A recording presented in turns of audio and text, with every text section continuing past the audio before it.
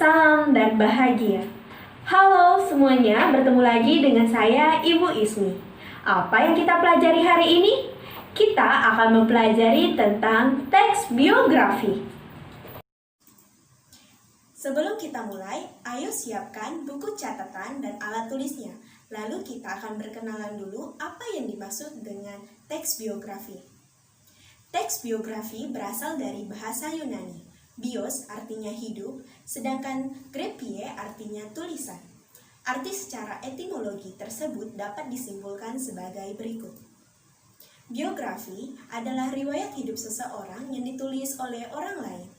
Biografi disajikan sejarah hidup, pengalaman-pengalaman, sampai kisah sukses orang yang sedang diulas. Menurut Kamus Besar Bahasa Indonesia, KBBI, biografi adalah riwayat hidup seseorang yang ditulis oleh orang lain, sedangkan riwayat hidup yang ditulis oleh diri sendiri disebut dengan autobiografi. Setelah kita tahu tentang pengertiannya, sekarang kita belajar tentang ciri-ciri teks biografi.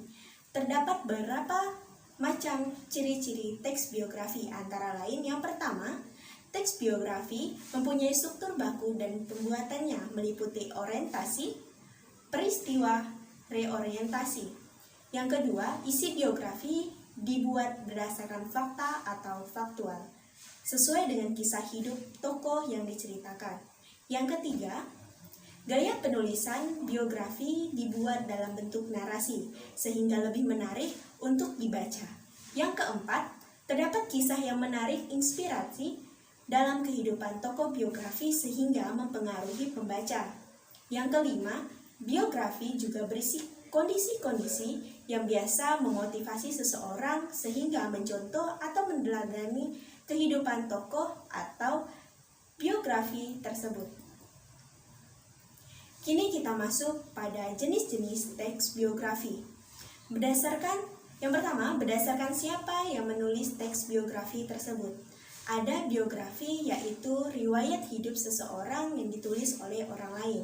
Ada juga autobiografi, yaitu riwayat hidup yang ditulis oleh diri sendiri atau tokoh tersebut.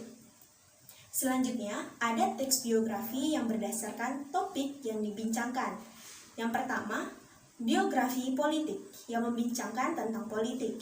Yang kedua, biografi intelektual atau yang membicarakan tentang keilmuan. Yang ketiga, biografi jurnalistik lebih ke pewawancara tokohnya. Nah, sekarang kita ke struktur teks biografi. Terdapat beberapa struktur teks biografi yang Ibu singkat menjadi O jadi Oreo. O itu orientasi, berisi informasi yang mengenai latar belakang, kisah atau peristiwa yang diceritakan. Selanjutnya dapat membantu pendengar atau pembaca. Informasi yang dimaksud berkenaan dengan siapa, kapan, di mana, dan bagaimana. Yang kedua, jadi itu kejadian peristiwa, berisi rangkaian-rangkaian peristiwa yang disusun secara kronologis menurut urutan waktu yang meliputi kejadian-kejadian utama yang dialami tokoh. Dalam bagian ini mungkin beberapa disertakan komentar-komentar penceritanya pada beberapa bagian.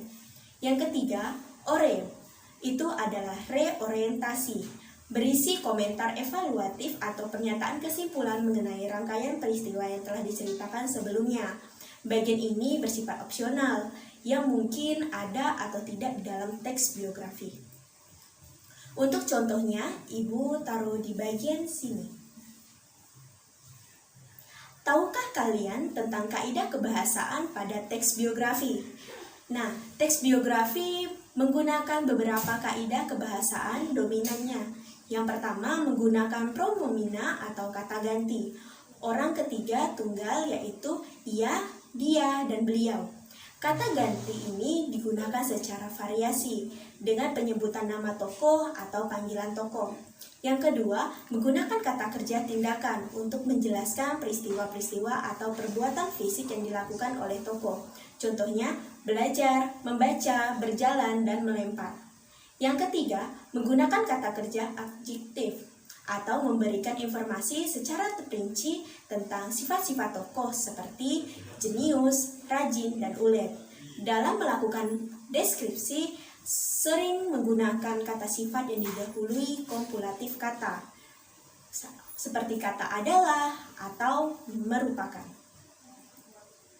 Yang keempat, menggunakan kata kerja fasih untuk menjelaskan peristiwa-peristiwa yang dialami tokoh sebagai subjek yang diceritakan. Contohnya, diberi, ditugaskan, dan dipilih.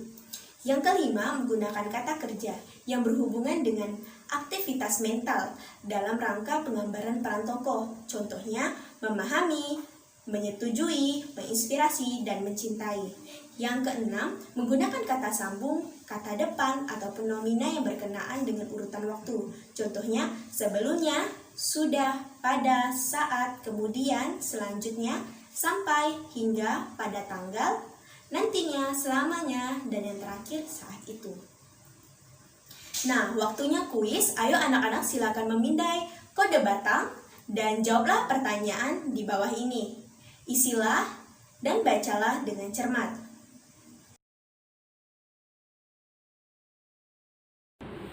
Sampai di sini materi tentang teks biografi. Sudah paham kan anak-anak?